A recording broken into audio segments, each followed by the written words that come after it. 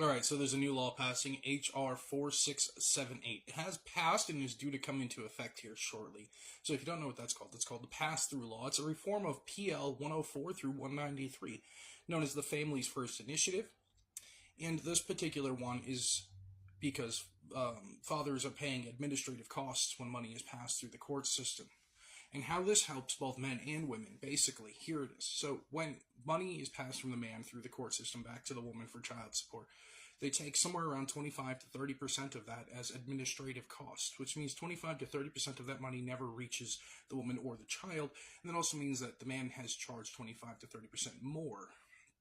And the pass-through means it's going to go directly from father to mother, which is designed to do really three things. One, decrease the amount of child support that a father has to pay. So therefore the father has more money in his pocket so that he can actually do things with their children. Help incentivize that the father have the ability to spend time with their children. The second thing it incentivizes is now that men can pay less, but even though they're paying less, women are going to get more in child support.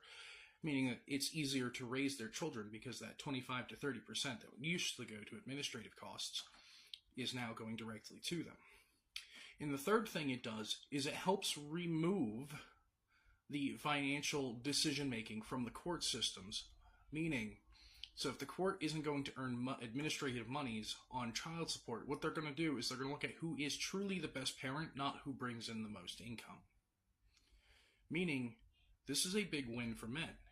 So one, we get to pay a little bit less, and we can use that remainder to help do things like go out and see our children, take them to a football game, take them to a basketball game, take them fishing, things that we could not afford otherwise because of being stripped of almost all of our funds. Two, women are going to receive more support. And part two of this bill is they're going to start tracking to make sure that the money is going to the children, because it has been declared that it is not a reimbursement of child care expenses. And the only way it's a reimbursement is if you were able to afford it without the child support. So they're working on that. And lastly, this also is going to greatly increase the number of men who win their child care custody battles. Because now that the court isn't going to make money, the court is now going to make a more fair decision. And people who think it's never going to pass, no, it's already passed. It's already passed, and it's getting ready to come to effect April this year. If you don't know, April's just passed. So, welcome. And you've noticed that immediately, almost immediately, men are paying about 10 to 15% less. Women are earning 10 to 15% more. And the court system is leaning back towards men can gain custody of their children more frequently, because in previous years and past times, women almost exclusively gained the custody, which has been scientifically proven. The worst outcome for the child is to be raised by a single mother with no father figure in the household.